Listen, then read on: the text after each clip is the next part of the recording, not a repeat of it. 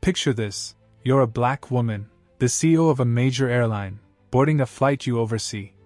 You're ready to settle into your first-class seat, but a flight attendant stops you, saying, "This section isn't for you."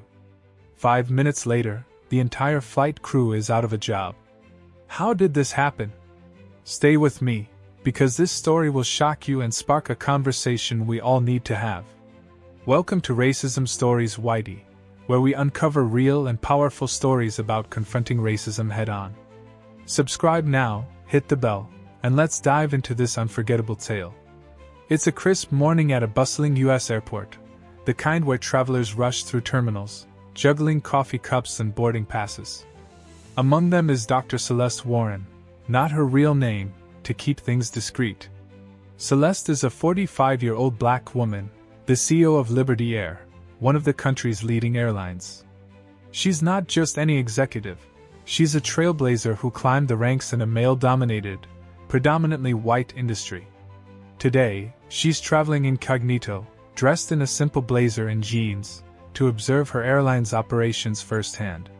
Her first-class ticket is in hand, earned not just by her position but by her years of relentless work. Celeste boards Liberty Air Flight 262, heading to Chicago for a board meeting. She's assigned Seat 1A, a plush first-class spot she's sat in countless times. As she approaches, a flight attendant, let's call her Susan, stops her. Susan's tone is sharp, her smile forced. "Excuse me, ma'am, this is first class. Can I see your boarding pass?" Celeste, unruffled, hands it over. Susan scans it, hesitates, then says, "There must be a mistake. This section isn't for you." The words hit like a slap, but Celeste stays calm, her years of navigating corporate bias kicking in.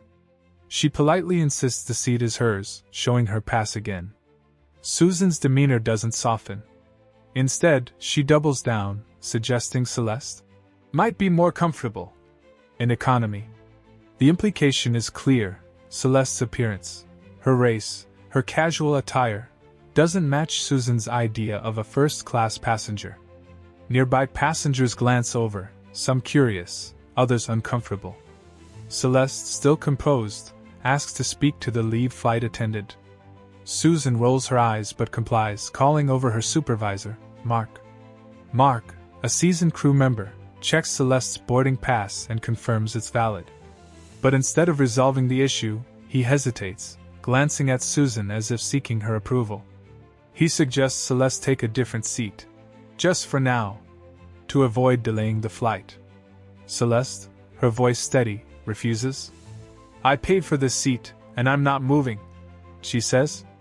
The tension escalates as Susan mutters something about people thinking they can sneak into first class. The comment, though quiet, is overheard by a passenger who starts recording on their phone.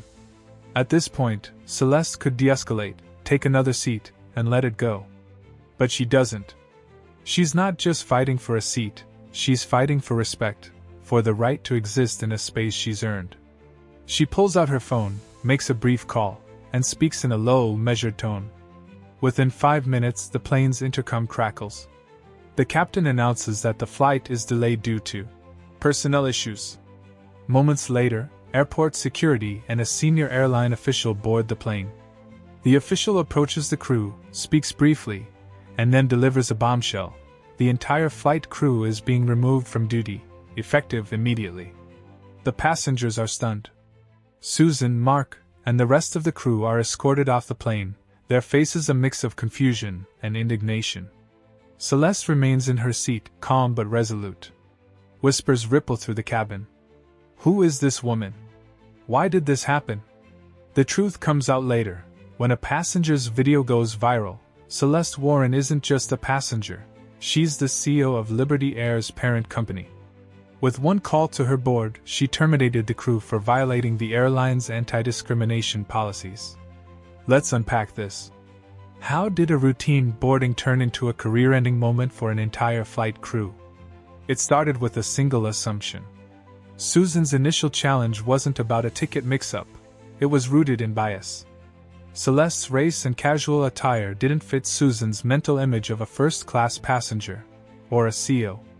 This assumption isn't new. A 2023 Pew Research Center study found that 68% of Black Americans have experienced discrimination in public spaces, often based on appearance alone. Celeste's story, though fictional, mirrors real incidents where Black professionals are questioned in spaces of privilege, from boardrooms to luxury lounges. The crew's response made things worse.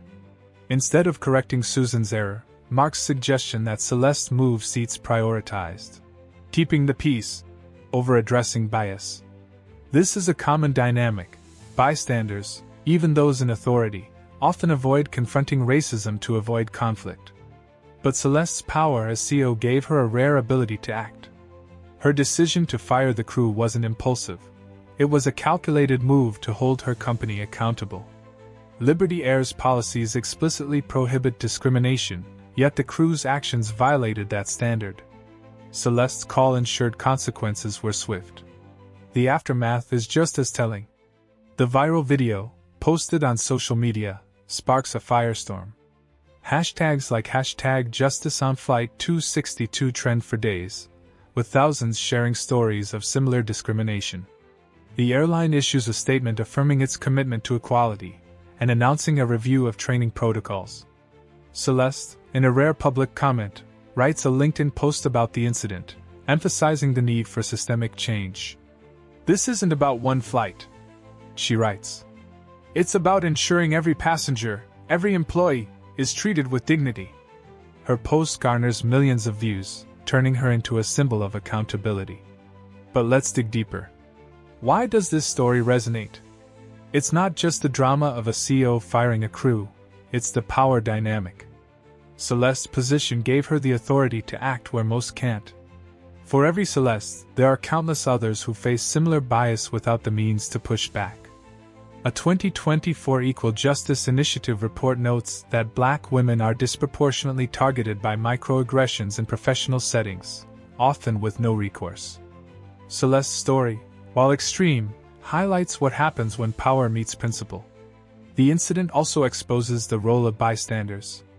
The passenger who recorded the interaction played a critical role in amplifying the truth, but most stayed silent. Silence, as scholar Ibram X. Kendi notes, often enables racism by allowing it to go unchallenged. Imagine if more passengers had spoken up, supporting Celeste or questioning the crew's actions. Allyship, in moments like these, can shift the narrative. Celeste's emotional experience is another layer. In her LinkedIn post, she describes the weight of being questioned, the exhaustion of proving her worth in a world quick to doubt her. This racial battle fatigue, documented in a 2022 Journal of Black Psychology study, affects Black professionals at alarming rates, leading to stress and burnout. Celeste's composure was a shield, but it came at a cost. Her ability to act as CEO gave her agency, but the personal toll was real. The airline industry itself isn't blameless. While Liberty Air's policies were clear, the crew's actions suggest a gap in training. A 2023 Federal Aviation Administration report found that only 40% of major U.S. airlines mandate regular anti-bias training for staff. Incidents like this show why it's needed. Celeste's decision to fire the crew sent a message: policies mean nothing without enforcement. This story also sparks questions about power and privilege. Susan's assumption reflects what scholar Peggy McIntosh calls white privilege, the unearned confidence to question someone's place without fear of consequence. Celeste's response flipped that dynamic, using her authority to challenge systemic bias. But not everyone has that power. What happens to the Black passenger who isn't a CEO?